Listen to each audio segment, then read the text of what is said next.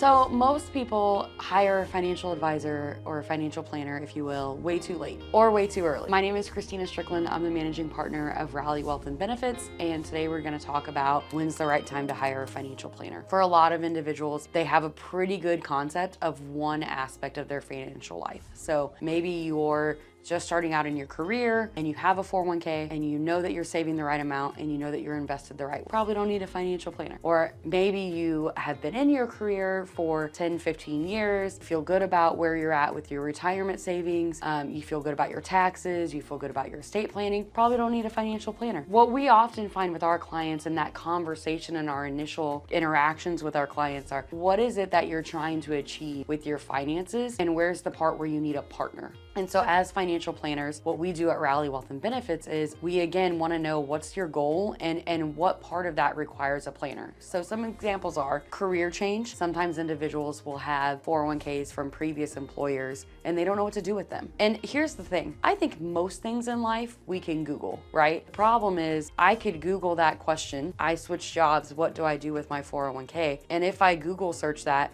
in nanoseconds, I will have hundreds of answers. But sometimes I help people analyze what do those results actually mean and how do they impact my life. And so that's what I think the perfect integration of financial planning and working with individuals is. Not that individuals don't have access to the information. It's that you need a partner to help you facilitate where this information is appropriate for your life. If you change careers and you don't know what to do with your old retirement plan, or you have a new retirement plan at your new job and you don't understand those investment options as well. Career changes are a very, very popular time for individuals to seek help with a financial planner. Family changes, marriage, divorce, birth of a child, death of a loved one, those four big things are very, very financial planning heavy because you want to know anytime your life is intersecting with another person through marriage, divorce, birth, again, loss of a loved one, it's no longer just, I know that I'm in pretty good shape, but now I have a husband or now I have a spouse and now I have a life partner, whatever it is, it's not just me in the picture anymore. I need to know that now I'm taking care of two people. And then if there are also children, nieces or nephews or foster kids, whatever your lives look like, if there is a point in your life where you are no longer the only one you're concerned about, it's a very common time to get a financial planner involved because what we often find is that you have a plan for your life and how things are going to go. But now we need to collaborate with another plan. Common example is either a first marriage with both individuals fully established in their career, but now we've got to combine finances and now we've got to combine retirement plans. That's a really common time to get a third party involved, mainly because, I'll take myself as an example, fully established in my career, had a salary, had a benefits pack, and then I got married. And my husband was not at the same stage in his career yet. And so then we had to look at our household and say, okay, look, how do we take, Kristina in a career, well-established 401k benefits, all of that, Sean, not in the same boat. So how do we now take the plan that was just for Kristina and now encompass Sean as well and make sure that he's fully covered with benefits and that our retirement plan is now covering two people successfully retiring and living through life, and heaven forbid now two of us need long-term care, two of us need an estate plan. So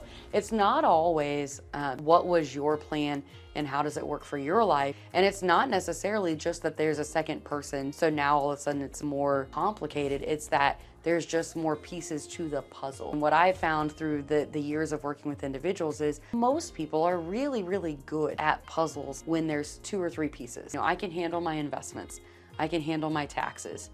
Where I need help is, do I need an estate plan also? Birth of a child. Now I've got a child, do I need a 529 plan or do I need a UTMA? Is the will that I already had written good enough, but now that I have a child, maybe I need a different will? Maybe I need a trust? Maybe I need a special needs trust? Those are the things that now we're adding more and more pieces to that puzzle. And so as financial planners, where we get our passion and what wakes us up in the morning is, let's lay out the entire picture. It's not just investments and performance, it's what's the appropriate risk level?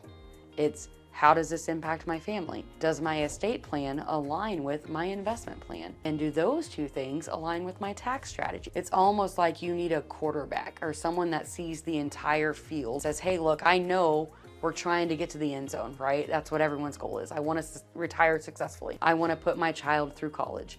I want to have a good estate plan. We all know the goal, but you need somebody that is looking at every facet and then can say, great, here's how we're going to get there, and here's how our team is going to help you. And so I think the big things that I hear from people are, I didn't think I need a planner because I thought I just was worried about investment. And when the situation gets more complex, that's when you need a planner. And the reason we say that it could be too late is that if you need to make adjustments, it's a lot easier to make a small adjustment over the next 30, 40 years than it is, oh, I'm going to retire in 2 years and I've got to play catch up. It's not that we can't do it, and it's not that we can't help you. It's that 2 years it's a much smaller window. And so that's where we say, don't do it too late, because we want to have time to make adjustments, and we want those adjustments to not be painful. If I've got only 2 years, I'm probably making some pretty big shifts, and those could be painful. So we like to avoid pain if at all possible. So that's why it could be too late, right? If we need to make adjustments, I'd rather know about them now. Could also be too early. And this is where I see a lot of people, unfortunately, get taken advantage of by financial planners. An example of this is a young adult,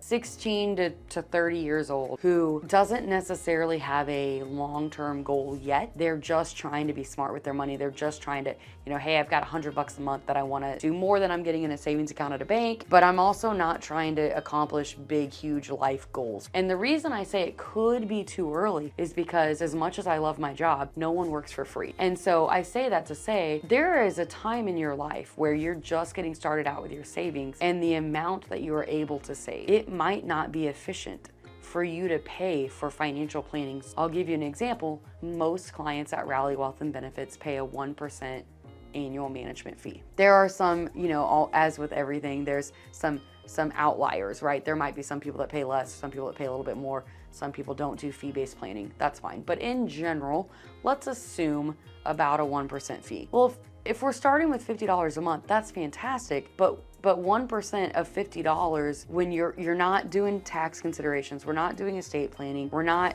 having a huge conversation around risk, it's more of a set it and forget it, you don't really need a financial planner for that. Now, with that being said, we are always happy to answer a phone call, answer an email, and just say, hey, Susie Q, here's what I think you should do. That doesn't mean that you need to engage full-time financial planning services. It does mean that we are part of the community and we want to offer guidance. So I just say that to say there's never any harm in asking questions ever, and there's never any harm in just saying, hey, I've got a pretty good plan, I need someone to double check me. There is harm in overpaying for it. So when you look at your financial life and your consideration, the question I would ask is my situation complex enough that I cannot do this on my own? And if the answer is yes, you need a financial planner. If the answer is I'm not really sure, there's no harm. Again, pick up the phone, send an email, reach out to us on our website.